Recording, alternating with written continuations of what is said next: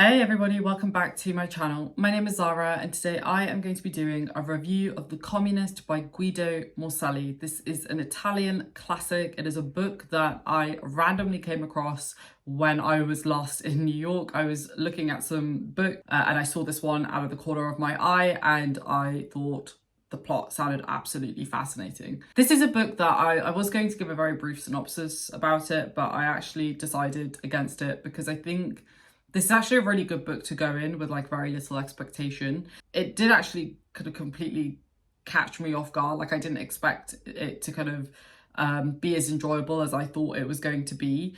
But it was a 5 stars for me.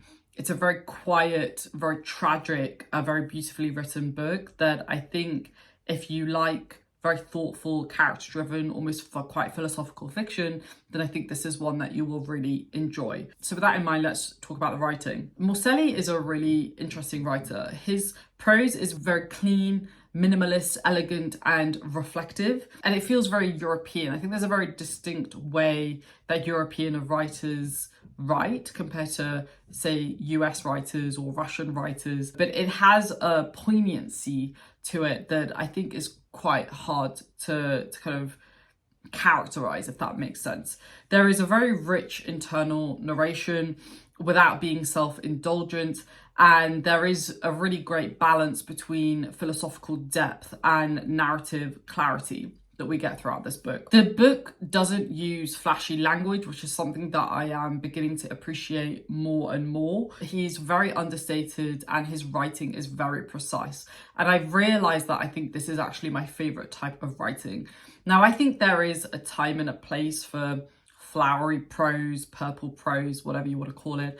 I think rich descriptions like Balzac are really beautiful and can really make the world feel alive and a place and the characters feel really alive. But I think there is something to be said for writing that is just very simple, very matter of fact, very precise, and that kind of gets the story across in the most minimal way possible. And I think when you're quite a heavily thematic book, which I'll go into more later on, I think that's even more important.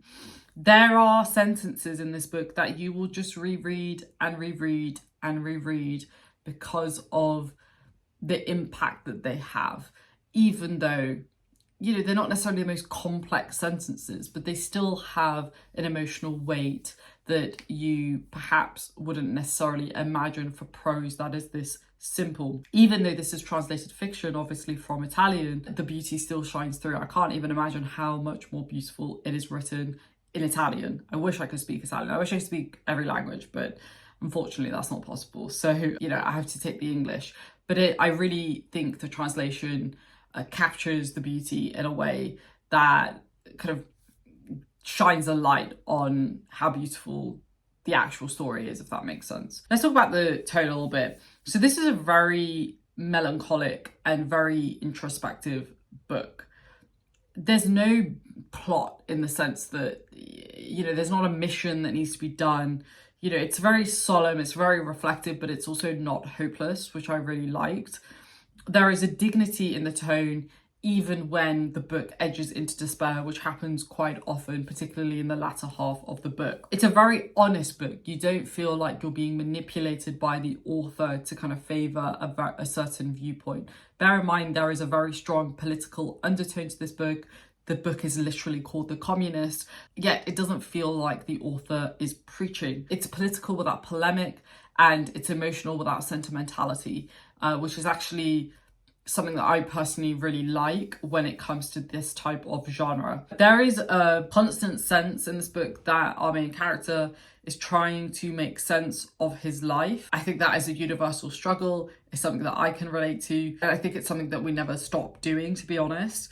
And I think that's what makes this character deeply, deeply relatable and very enjoyable to read. So let's talk about our protagonist a little bit more. So our main protagonist, Walter Farinini, is a mid-level communist functionary.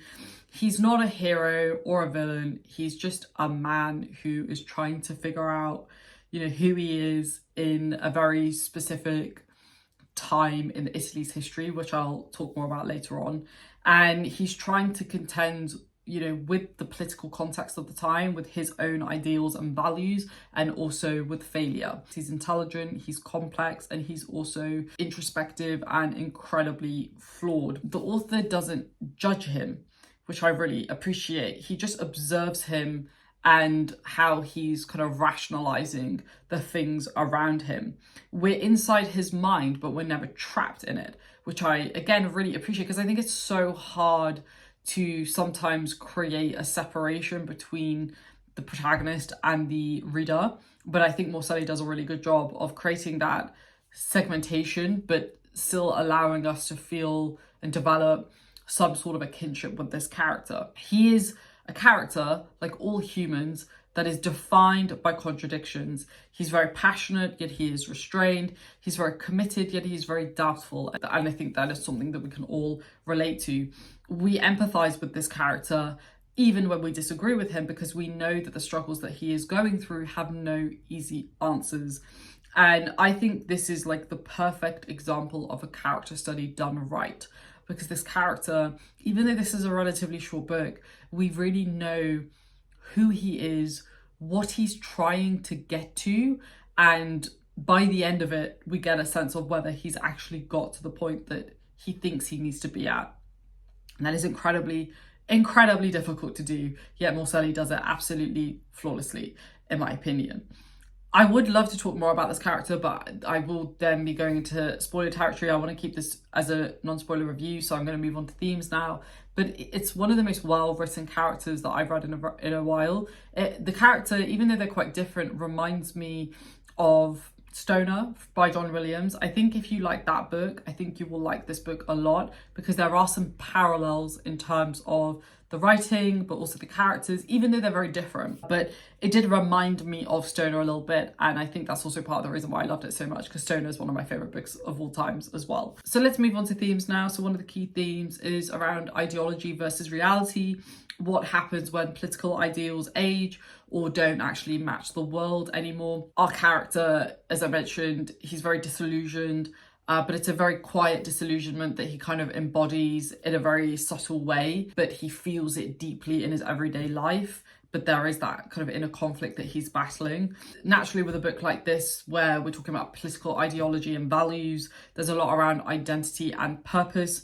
Who are we when the things that we believed in lose their meaning? Like where does that leave us? How do we evolve beyond the things that we used to believe in, if that makes sense? There's a separate kind of thread around time and aging. This is a novel about someone who is looking back, who's reflecting, not with the nostalgia, but with absolute clarity.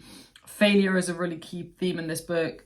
Not, you know, a dramatic failure where somebody did something absolutely horrific or messed up in a really bad way, but it's more about the fading of conviction, the weight of compromise, having to contend with things that no longer match the reality, even though that reality might be reflected in your own identity. It's a very difficult thing to contend with. It's something that I've personally contended with, where my political ideology at one point was completely shattered, and you know, it wasn't necessarily really dramatic or anything, but it was a realization that I came to over the course of weeks, months, years, and that fundamentally changed who I am.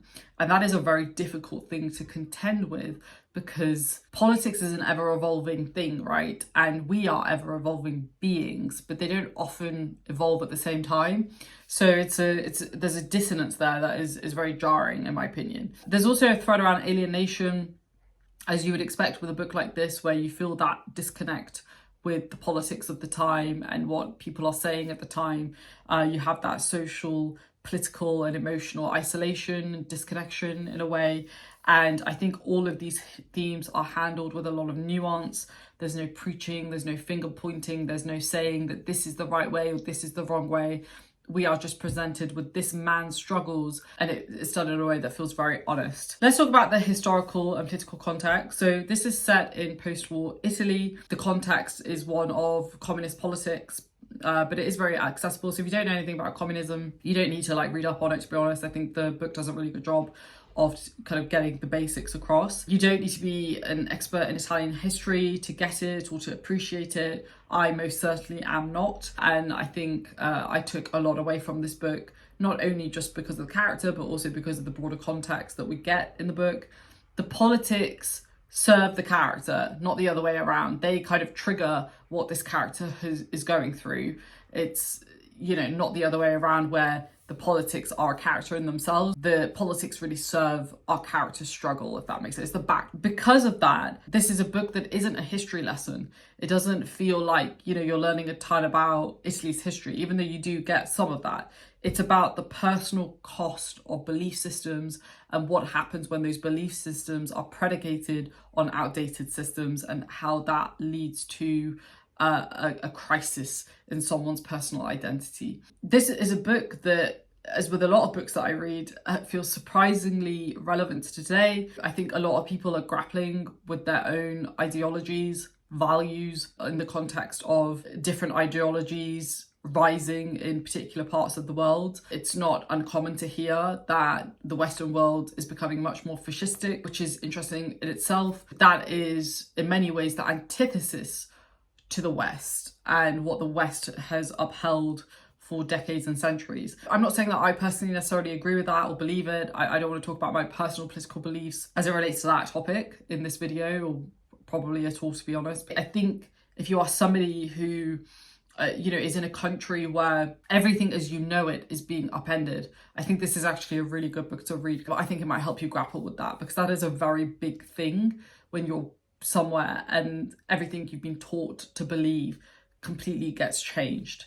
It's a very difficult thing to really contend with. I cannot get that across. A very valuable book to read, I think, if you're going through that. Let's talk now about why I think this book stands out, because I think this book is really unique. I've not really read a ton of books like this. I think it's a very particular type of book, and I think a very particular type of person is going to really love it. It's important to note that Morselli wrote The Communist before his death, but it was actually only published posthumously. And I think that adds a level of poignancy to the book, because it feels like that's Morselli's kind of treasure that he's left behind for the rest of us to pick up and learn from. It is very rare, in my opinion, to read political fiction that simultaneously feels this humane and unsentimental, because it is a very unsentimental book. There is almost a level of clinicalness, that's not a word, but you know what I mean. There is a clinicalness to this book that is very unique, but very, very appreciated given the subject matter. You don't need to be a communist or anti-communist to connect with this book, really. I think if you are somebody who appreciates character studies, if you're somebody who appreciates kind of commentary, then I think this is a book that you would really enjoy, but commentary that doesn't feel like it's preaching, which is so rare these days. It's a book about people, ideals, time and change, and these are all things that are universal, no matter who you are, where you are, what time you've been alive. These are things that will never stop happening, because humans are always evolving and the world is always evolving. So it's natural that change is always coming. I think this is one of the most mature and emotionally intelligent books that I've read in a very, very long time. And I think this is a book for many of you who watch my channel, particularly if you read a lot of classics, which I know many of you do. I think this is one that you should pick up. It is fantastic. Really, really fantastic. It's why I gave it 5 stars. It was a very easy 5 stars. And it's a book that I want to reread again, because I think it's the sort of book that you'll pick up new things from it every single time you read it, which is very rare in my opinion. So if you enjoy philosophical fiction, character studies, literary political fiction, you know, authors like Camus as an example, or John Williams, as I said, then I think this is a book that you will really, really enjoy. I've not met anybody who has even known this book has existed, never mind read it. So let me know down below in the comments if you have read it, because I think we'll be like the only 2 people that have read it on the internet. But if not, let me know your thoughts. Let me know if you consider picking it up. If you have any questions as well, feel free to let me know down below in the comments, and I will try my best to answer without giving spoilers. And I'll see you down below. If you like this video, please do give it a thumbs up, folks, and I will see you in my next one. Stay safe, take care, and see you soon. Bye.